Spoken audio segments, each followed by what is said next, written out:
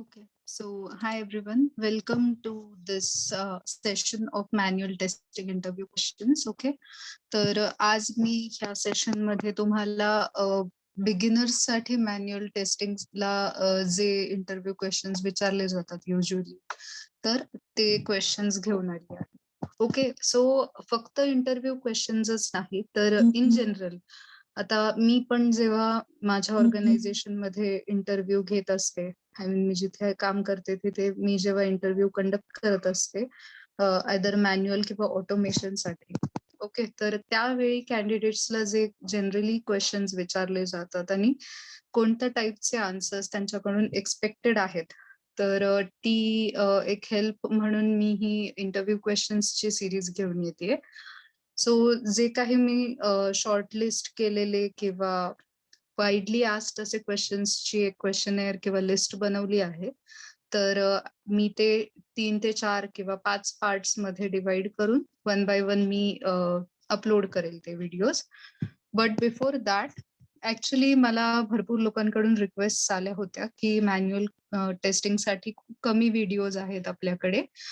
तर I am not sure की तुम्ही चॅनलची प्लेलिस्ट गो थ्रू केली आहे.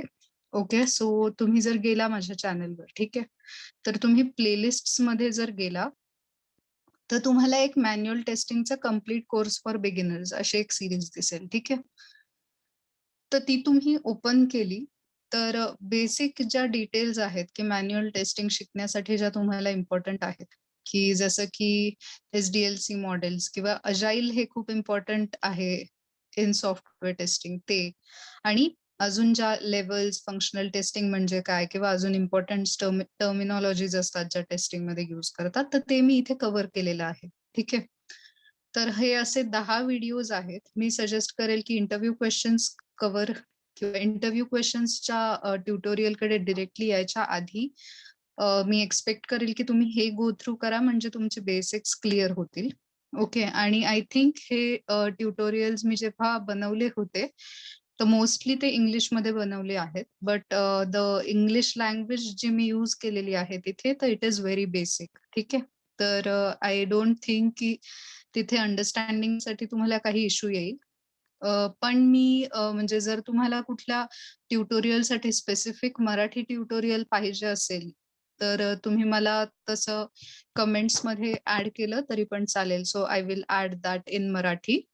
ठीक आहे, बट अदरवाईज बिकॉज हा कंटेंट कव्हर झाला आहे, मला ऍक्च्युली तुम्हाला नवीन कंटेंट द्यायचा आहे in terms of interview questions किंवा ऑटोमेशन टेस्टिंगच्या पर्स्पेक्टिव्ह. ठीक आहे, तर त्यामुळे मी आधी रिक्वेस्ट करेल की हे व्हिडिओज गो थ्रू करा, आणि तुम्ही तुमचं म्हणजे तुम्ही आता व्ह्युअर्स असाल तर प्लीज चॅनलला सबस्क्राईब करा आणि तुम्ही तुमच्या फ्रेंड्सला पण रेफर करू शकता. Okay, to subscribe to this particular channel.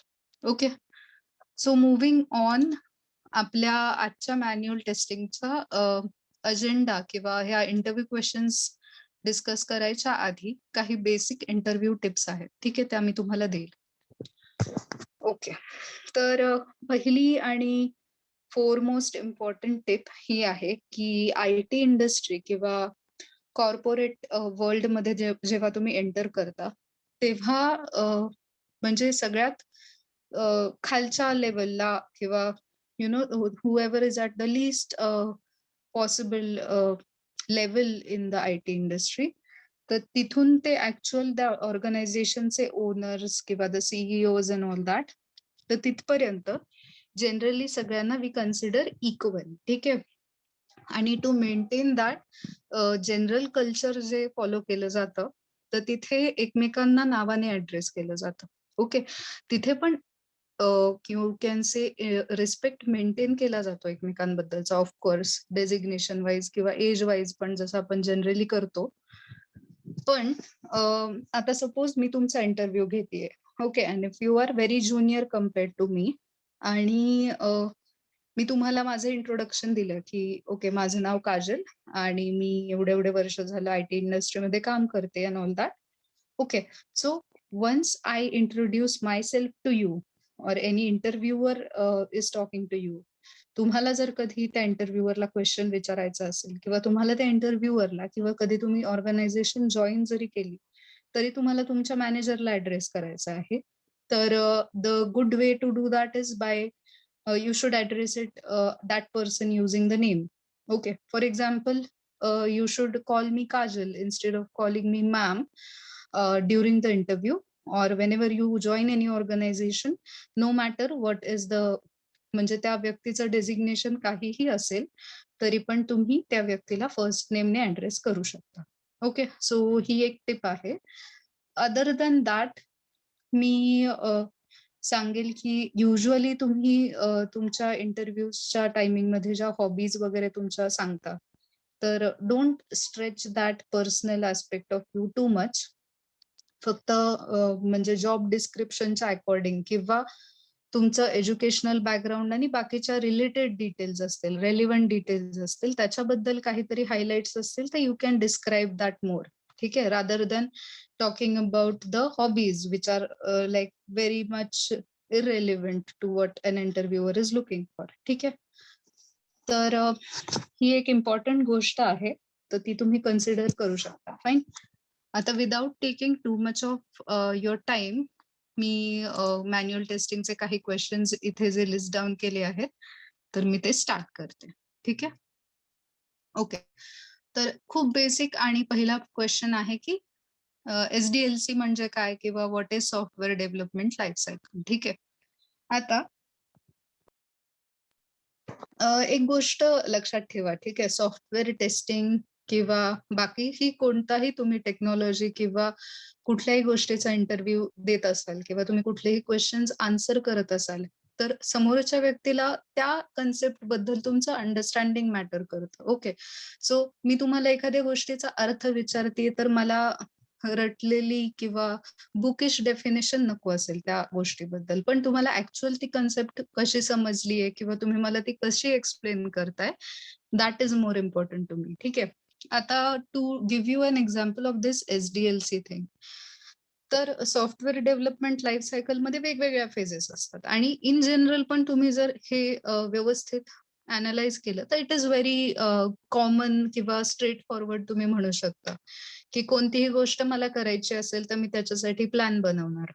Okay, माझ्याकडे प्लॅन असणार की ओके, मला किती टाइम मध्ये काय करायचं आहे, माझ्याकडे काय बिझनेसचा प्लॅन आहे.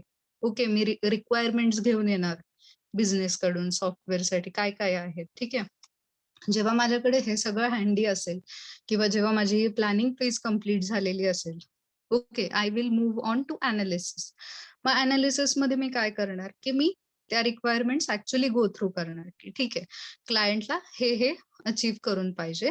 मग मी विचार करणार किंवा मी अनालिसिस करणार की ठीक आहे, क्लायंटने मला 1 इयरचा टाइम दिलेला आहे आणि ह्या रिक्वायरमेंट दिलेल्या आहेत, तर ह्या खरोखरी इम्प्लिमेंट करू शकतो की नाही आपण. बरं, करायचं असेल तर आपल्याला किती रिसोर्सेस लागतील, कोणत्या टेक्नॉलॉजीज लागतील, अजून त्याचं बाकीच्या ऍस्पेक्ट्सने मी पूर्णपणे माझं अनालिसिस कम्प्लीट करणार.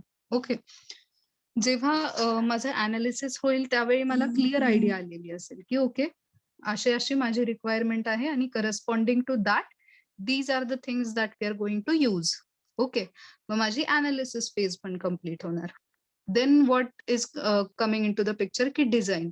मग डिझाईन मध्ये काय असणार की जे आर्किटेक्ट लेवलला असतात सॉफ्टवेअरच्या, ओके, तर ते काय करणार, ते ओव्हरऑल सिस्टमचं आर्किटेक्चर किंवा डिझाईन डिसाईड करणार की ठीक आहे, this is the flow and this is how it's going to work, असं आपण आर्किटेक्चर इम्प्लिमेंट करणार. ओके, तर ह्या फेजला फक्त डिझाईन फायनलाइज होतं. ऍक्च्युअल कोडिंग किंवा ऍक्च्युअल इम्प्लिमेंटेशन हे त्याच्या नेक्स्ट फेजला होतं, जेव्हा इम्प्लिमेंटेशन फेज येते. ओके, आणि इम्प्लिमेंटेशन मधला कोड ज्यावेळी रेडी होतो त्यावेळी मग टेस्टिंग अँड इंटिग्रेशन असतं. म्हणजेच like before actually giving this to QA, developers पण त्यांच्या युनिट टेस्टिंग वगैरे करतात आणि then in testing the QA performs functional testing. बरोबर, फंक्शनल टेस्टिंग करतात डेव्हलपर्स, इंटिग्रेशन टेस्टिंग पण करतात by integrating the entire system. आणि लास्टला जे असतं ते सपोर्ट अँड मेंटेनन्स. तर कोणतेही सॉफ्टवेअर असेल त्याच्यामध्ये काहीही इश्यूज आले तरी पण the people or the company that is providing that software, तर त्यांची ती रिस्पॉन्सिबिलिटी असते that they provide a support or they provide maintenance for that, right? आणि हे सिंपल तुम्ही construction of a building, okay, ह्या गोष्टीमध्ये हे केलं किंवा त्याचं आपण एक एक्झाम्पल घेतलं, ठीक आहे, की मला एक बिल्डिंग बांधायची. मग त्याच्यासाठी मी काय करणार, मी पहिले प्लॅन बनवणार. ओके, मी सांगणार की ठीक आहे, माझी एवढी एवढी जमीन आहे, माझं बजेट एवढं आहे, अशा मी रिक्वायरमेंट्स घेऊन येणार आणि मला अ, किती 6 महिन्यामध्ये मला ही बिल्डिंग झाली पाहिजे किंवा माझं घर बांधून झालं पाहिजे. ऑलराईट. सो ही माझी रिक्वायरमेंट आहे. I am going to give it to some builder who is going to build it. मग ते काय करणार? ते ती रिक्वायरमेंट अॅनलाईज करणार आणि बेस्ड ऑन दॅट ते डिझाइन बनवणार. मग तुम्ही बऱ्याच वेळा बऱ्याच बिल्डिंग्सचं प्रोटोटाइप किंवा त्यांचं काय म्हणतात त्याला डमी मॉडेल टाइप बनवलेलं असतं ते बघतात. तर तिथे एकदम छोट्या स्केलवर ते कसं दिसणार आहे ओव्हरऑल हे तुम्हाला दाखवतं. तर that design is actually made. Okay. As a customer जर मला ती डिझाइन आवडली आणि मी त्यांना सांगितलं, की "ओके, आय लाइक धिस." तुम्ही ते बांधायला सुरुवात करा. मग ते ॲक्चुअल इम्प्लिमेंट करणार. ठीक आहे. आता टेस्टिंग फेजमध्ये ॲक्चुअली काय होणार, की इन्स्पेक्शन वगैरे होतं त्या बिल्डिंग्सचं, की ठीक आहे, is it actually good? Quality of construction कशी आहे? अ, म्हणजे जेवढा लोड त्याच्यावर एक्स्पेक्टेड आहे ते तेवढं टॉलरेट करू शकते की नाही? अशा टाइपचं इन्स्पेक्शन होतं आणि लास्टला मेंटेनन्स, की कधीही काही प्रॉब्लेम आला तर we will have to make sure की आपण ती बिल्डिंग लाँग लाईफसाठी मेंटेन करत आहोत. Okay. So this is nothing but SDLC. So phases लक्षात ठेवा, की planning, analysis, design, implementation, testing and integration and maintenance. Okay. ह्या सगळ्या फेजेस आहेत एस-डी-एल-सीच्या. सो आय होप हा क्वेशन क्लिअर आहे. ओके. आता importance of software testing. Again इथे एकदम पुस्तकी किंवा पाठ केलेलं आन्सर एक्स्पेक्टेड नाहीये. तुम्ही इन जनरल पण सांगू शकता. जसं की ॲक्चुअली मी माझ्या स्टार्टिंगच्या ट्युटोरियलमध्ये कव्हर केलं राइट, की वेगवेगळ्या टाइपच्या मशीन्स असतात ज्याच्यामध्ये सॉफ्टवेअर्स यूज केले जातात. जसं की आजकाल मेडिकल फील्ड्समध्ये आहे. सीटी स्कॅन वगैरे करण्यासाठी कॉम्प्युटेड सॉफ्टवेअर्स यूज केले जातात.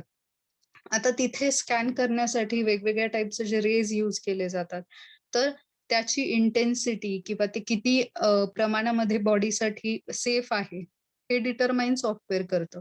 पण तिथे जर काही प्रॉब्लेम आला, तर that can be very harmful for the person जो की पेशंट आहे, त्याच्यासाठी ते डेडली पण होऊ शकतं, राइट? सिमिलरली मी तुम्हाला सांगितलं की फ्लाइट्स वगैरे आहेत, त्याच्यामध्ये पण सॉफ्टवेअर्स यूज केले जातात आणि त्याच्यामध्ये जर काही बिघाड झाला तर even that can cost many lives right. So in general to give हे 2 तर मी असे नॉर्मल एक्झाम्पल्स दिले. But other than that suppose banking software पण आपण घेतलं, त्याच्यात काही इश्यू असेल आणि सपोज कोणाच्या अकाउंट्स मधले पैसे असेच डिडक्ट होतायत आणि नोबडी नोज की ते कुठे जातायत because of the software failure or there is a bug in that software right. So हे असे सगळे प्रॉब्लेम्स येऊ शकतात आणि आता रिअल वर्ल्डमध्ये it is so important to minimise such errors right. त्यामुळे सॉफ्टवेअर टेस्टिंग हे खूप इम्पॉर्टंट आहे that the dedicated skilled people do that. Okay. So असं तुम्ही तुमच्या ओन लँग्वेजमध्ये इम्पॉर्टन्स एक्सप्लेन करू शकता. राइट. आता तुम्हाला कधी-कधी फिजिबिलिटी स्टडी विचारतात. Okay, what is feasibility study? So जेव्हा कधी सॉफ्टवेअर डेव्हलपमेंट लाईफ सायकलमध्ये आपल्याला रिक्वायरमेंट्स मिळतात. ओके. आणि त्याचं एनालिसिस फेजमध्ये येतो आपण राइट. तर त्यावेळी there is a thing that is called as feasibility study. Feasibility स्टडीमध्ये बघा काय करतात. आता मी जसं की सांगितलं, की ॲक्चुअल तुम्ही ते इम्प्लिमेंट करू शकता की नाही किंवा बाकी सगळ्या गोष्टींचा तुम्हाला विचार करून खरंच तो तुमचा प्लॅन आहे किंवा जे सॉफ्टवेअर तुम्ही इंटेंड करताय ते खरंच is it going to be useful?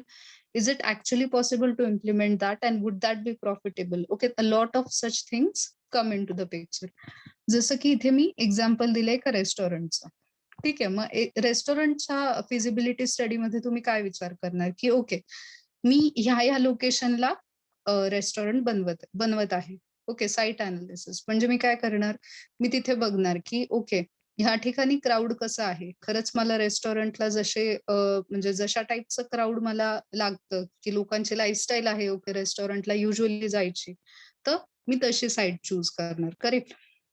Market feasibility पण, की मला माझ्या रेस्टॉरंटसाठी जर लागणाऱ्या वस्तू आहेत, रॉ मटेरियल आहे, ते मला इझिली ॲक्सेसिबल आहे की नाही तिथे.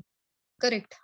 आता कॉम्पिटिशन किती आहे, म्हणजे माझ्या आजूबाजूला अजून किती रेस्टॉरंट्स आहेत that I can open up. Financial requirements काय असतील, कपॅसिटी किती असेल लोकांची, किती यूज होईल, मी सर्व्हिसेस आणि प्रोडक्ट्स कोणते कोणते नक्की प्रोव्हाइड करणार आहे.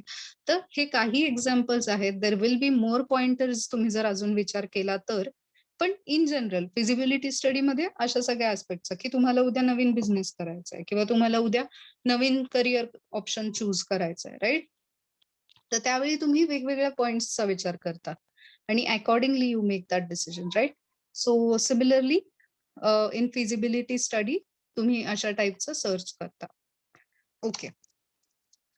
एसडीएलसी मॉडेल्स मध्ये आपण वेगवेगळ्या टाईपचे मॉडेल्स बघितले. So you may be asked की कोणते कोणते मॉडेल्स आहेत, right.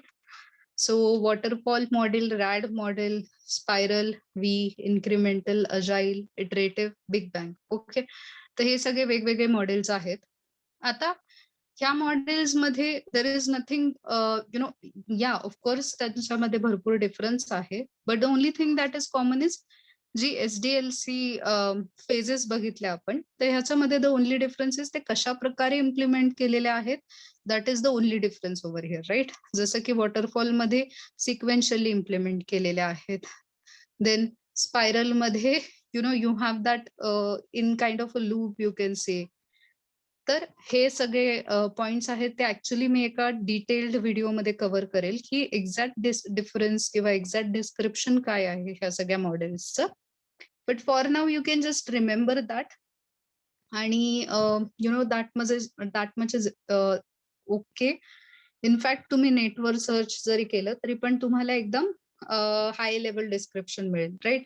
So to tell you on a high level, waterfall मॉडेलमध्ये जे प्लॅनिंग, अनालिसिस, बाकी होतं design, implementation, testing and all that. So ह्या सगळ्या फेजेस वन बाय वन येतात in waterfall model, right. Rapid application development, agile model, हे दोन्ही recent models आहेत जे की ऍक्च्युली यूज होतात इंडस्ट्रीमध्ये.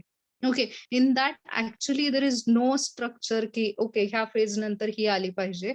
Basically a lot of things happen in parallel here. ठीक आहे. तर अजाईलची सिरीज आहे त्याच्यामध्ये मी मोस्टली ह्या गोष्टी कव्हर केलेल्या आहेत. Agile series in the sense actually manual टेस्टिंगची प्लेलिस्ट आहे, त्याच्यामध्ये तुम्हाला ते मिळून जाईल. ओके. स्पायरल मध्ये कसं असतं की okay, so one round, then all these things would be covered. मग असं परत planning, analysis, all of that will come into picture, परत येणार त्या. So that happens one after the other. So it happens in phases basically. Okay, that's the spiral model. Incremental मध्ये one by one modules develop होतात. Okay. अशा प्रकारे मी तुम्हाला हे सगळं ऍक्च्युली डिटेलमध्ये सांगेल. For now you can just go through the names and remember those at least. ठीक आहे. मी डिटेलमध्ये एक्सप्लेन करेलच. ओके. आता हे प्रश्न खूप कॉमनली विचारतात आणि बऱ्याच लोकांना जे काम पण करतायत सॉफ्टवेअरमध्ये दे गेट कन्फ्युज्ड की ओके व्हेरिफिकेशन आणि व्हॅलिडेशन किंवा स्टॅटिक आणि डायनॅमिक टेस्टिंग मधला एक्झॅक्ट डिफरन्स काय आहे. ओके.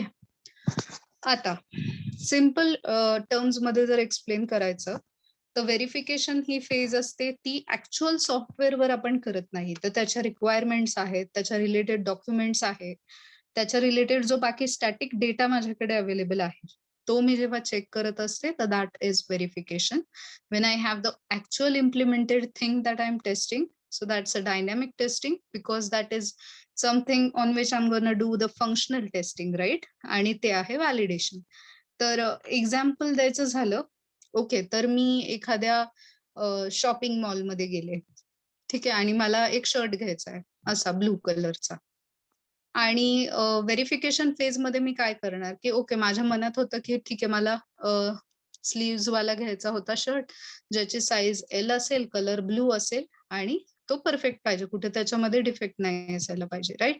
मी काय करणार मग तिथे रॅकवर जे ठेवलेले आहेत प्रोडक्ट्स त्यातलं मी शर्ट बघणार आणि चेक करणार हाय लेवलवर की ओके 2 स्लीव्स आहेत, एल आहे, साईज ब्लू कलरचा आहे आणि बटन्स पण आहेत.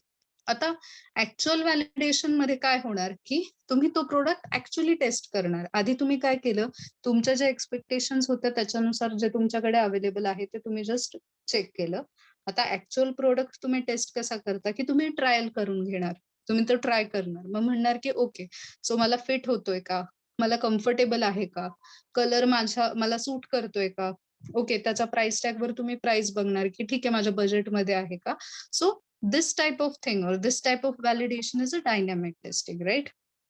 सो तुम्ही हे रिमेंबर करू शकता की व्हेरिफिकेशन म्हणजे जे टेस्टिंग तुम्ही डॉक्युमेंटेशन किंवा ऍक्च्युअल प्रोडक्ट वर नाही करत, त्याच्या रिक्वायरमेंट रिलेटेड जे दुसरे डॉक्युमेंट्स असतात तर त्याच्यावर जे तुम्ही टेस्टिंग करता दॅट्स युअर व्हेरिफिकेशन. आणि व्हॅलिडेशन म्हणजे ऍक्च्युअल प्रोडक्ट जेव्हा तयार होतं त्याच्यावर जे तुम्ही चेक करता की ओके इज इट करेक्ट, तर त्यावेळी ते तुम्ही म्हणू शकता व्हॅलिडेशन. ओके, सो व्हेरिफिकेशन तुम्ही म्हणू शकता more of a process related thing, validation is product related thing. You can see that.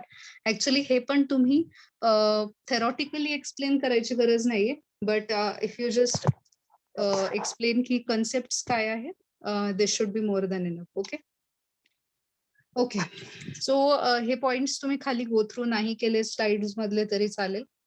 Me already cover केलेले आहेत हे पॉइंट्स ऍक्च्युली, की ब्लॅक बॉक्स टेस्टिंग आणि व्हाईट बॉक्स टेस्टिंग काय असतं.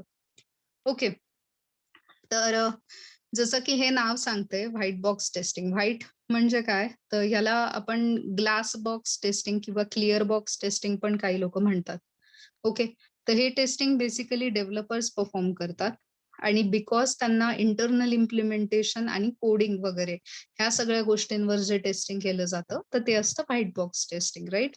तर त्याच्यामध्ये ते काय करतात की त्यांचे लूप्स किंवा त्यांचं ब्रांचिंग किंवा त्यांचं कोड स्ट्रक्चर, कोडचं लॉजिक, बाकी सगळ्या गोष्टी आहेत, तर हे बरोबर आहे की नाही. ओके, तर that kind of a testing is nothing but white box testing. On the other hand black box testing म्हणजे आपण फंक्शनल टेस्टिंग म्हणू शकतो. मग त्याच्या वेगवेगळ्या टेक्निक्स आहेत, we don't have to remember that. पण ऍक्च्युअल कोडिंग आपण टेस्ट नाही करत, आपण ऍप्लिकेशन टेस्ट करतो, राईट.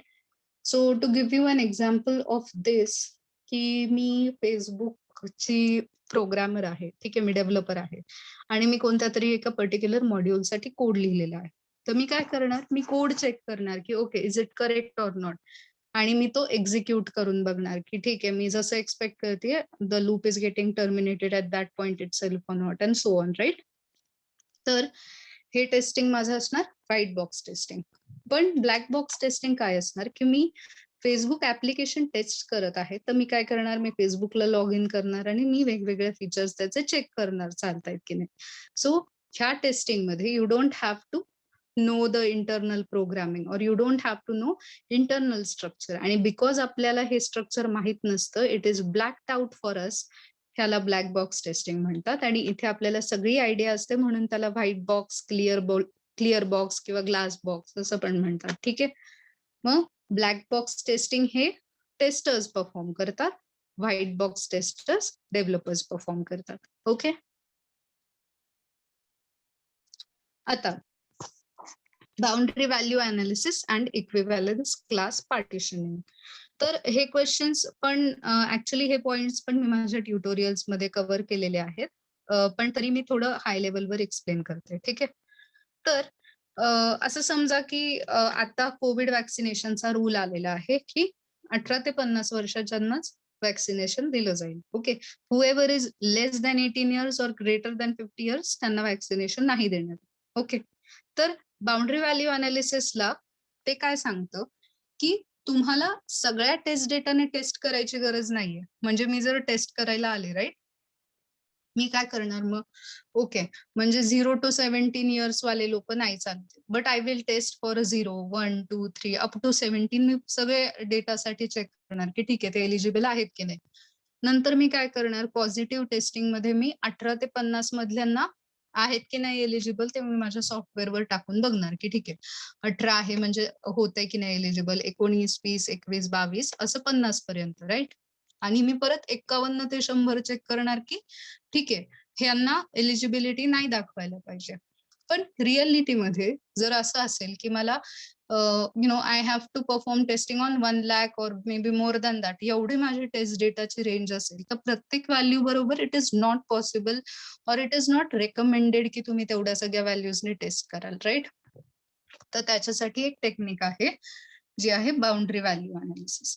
ओके, तर ती काय सांगते की तुमचं मिनिमम लिमिट जे आहे, म्हणजे इथे 18 आहे, राईट, तर तुम्ही मिनिमम लिमिटने टेस्ट करा. मॅक्सिमम लिमिटने टेस्ट करा, मिनिमम -1 ने टेस्ट करा आणि मॅक्सिमम +1 ने टेस्ट करा. ओके, म्हणजे माझ्या बाउंड्री व्हॅल्यूज काय असणार की ठीक आहे, एलिजिबल नसणारे छोट्या रेंज मधली मी एक व्हॅल्यू घेणार जे असणार ह्याच्यापेक्षा 1 ने लहान म्हणजे 17, एक असणार ही 18, नंतर मॅक्सिमम व्हॅल्यू 50 आणि ह्याच्यापेक्षा 1 ने जास्त म्हणजे 51. 17, 18, 50 आणि 51 ह्या 4 व्हॅल्यूज मध्ये मला सगळ्या पॉसिबिलिटीजचा टेस्ट डेटा कव्हर झालेला आहे. ओके, आणि मोस्टली असं म्हणतात की काही एरर असेल सिस्टीम मध्ये तर ती बाउंड्रीजच्या जवळच असते कुठेतरी. That's why we are taking 1 less than the minimum and 1 more than the maximum value. Okay, so ही झाली बाउंड्री व्हॅल्यू अनालिसिस. आणि इक्विव्हॅलन्स क्लास पार्टिशनिंग ही कन्सेप्ट पण ह्याच्याच अलाइनमेंट मध्ये आहे की ह्या रिक्वायरमेंटमुळे तुमचे 3 क्लासेस फॉर्म झाले, राईट. एक आहे इनव्हॅलिड सेट ऑफ डेटा, काय असणार 0 to 17 हा एक क्लास झाला, 18 ते 50 हा दुसरा क्लास झाला which is positive values or the correct values for Covid vaccination. आणि अजून एक ह्याच्या पुढचा एक निगेटिव्ह सिनारिओ आहे की 51 to 100 ऑर वट एव्हर. ठीक आहे, तर हे क्लासेस आणि दिस बाउंड्री व्हॅल्यू अनालिसिस या दोन्ही टर्म्स हँड इन हँड जातात. पण बाउंड्री व्हॅल्यू अनालिसिस हे तुम्हाला आय थिंक कळलं असेल की बाउंड्रीजच्या जवळच्या व्हॅल्यूज असतात. म्हणजे फॉर एक्झाम्पल जर इथे 18 to 50 च्या ऐवजी 20 to 60 असतं तर मी काय घेतलं असतं, 19 घेतलं असतं, 20 घेतलं असतं, 60 आणि 61 ह्या 4 व्हॅल्यूज घेतल्या असतात, right. So we only have to test this much test data. We have to check with 4 test data rather than actually तुम्ही 100 test data ने चेक करण्यापेक्षा, करेक्ट. सो ही एक फंक्शनल टेस्टिंगची पद्धत आहे किंवा you can say it's a technique. Okay, आता बरेचदा विचारतात की लोकलायझेशन टेस्टिंग म्हणजे काय. ओके, याला L10 टेस्टिंग पण L10N टेस्टिंग म्हणतात, कारण L आणि N च्या मध्ये टोटल 10 लेटर्स आहेत इफ यू काउंट. ओके, आता लोकलायझेशन टेस्टिंगची कन्सेप्ट तुम्हाला सांगायची झाली तर कोणत्याही ऍप्लिकेशनचं ग्लोबलायझेशन आणि लोकलायझेशन टेस्टिंग होतं. Okay, for example in general मी एखादं इन्फॉर्मेटिव्ह वेबसाईट बनवली, ठीक आहे, जिथे काही ई कॉमर्स वगैरे नाहीये, इन्फॉर्मेटिव्ह आहे की सगळ्यांसाठी ते इंग्लिशमध्ये you can read details from my website. Okay, तर त्यावेळी मी काय करणार, I am making it globally same for everyone. So every country, every region will have the same version of it, right. म्हणजे सगळ्यांना ते सेमच दिसणार.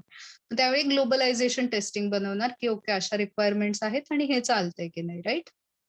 आता ऑन द अदर हँड मी इथे एक्झाम्पल लिहिलं आहे Amazon. ठीक आहे, तर आपण इंडियामध्ये आहे आणि आपल्या Amazonला आपण लॉग इन केलेलं आहे Amazon अकाउंटवर, राईट. तर तुम्ही जर Amazonवर कोणताही प्रोडक्ट बघितलं तर तुम्हाला काय दिसतं तिथे, तर त्या प्रोडक्टची प्राइस तुम्हाला इंडियन रुपीज मध्ये दिसते. ओके, आणि सिमिलरली मग तुम्हाला करन्सी पण आहे, व्हॅल्यूज पण व्यवस्थित दिसतात. ऑन द अदर हँड जर कोणी US मधलं असेल तर त्याला US डॉलर्स मध्ये प्राइस दिसतील सेम ऍप्लिकेशन मध्ये त्याने लॉग इन केलं तर, करेक्ट. सो हे आहे लोकलायझेशन टेस्टिंगचा स्कोप. म्हणजे जर तुम्ही एखाद्या पर्टिक्युलर रिजनला असाल, करेक्ट, तर ते ऍप्लिकेशन करेक्टली तिथली करन्सी दाखवतंय का, किंवा जर ते त्या लँग्वेज मध्ये त्यांच्या लोकल ट्रान्सलेट केलं तर इज इट वर्किंग, त्यांची नेटिव्ह लँग्वेज व्यवस्थित दाखवते की नाही, करन्सी दाखवते, अजून जे काही असेल ते. सो लोकल ऍस्पेक्ट ज्या काही आहेत त्या ऍप्लिकेशनच्या त्या टेस्ट करणं म्हणजे nothing but localization testing. Okay, so हे आहे. आणि okay, I think we have come to an end. तर एवढेच क्वेश्चन्स मी ह्या सेशन मध्ये कव्हर करेल. सो मी रिक्वेस्ट करेल, तुम्ही ती प्लेलिस्ट ऑलरेडी गो थ्रू केली नसेल तर प्लीज गो थ्रू करा. आणि I will be coming up with more interview series. So thank you guys and all the best. Bye.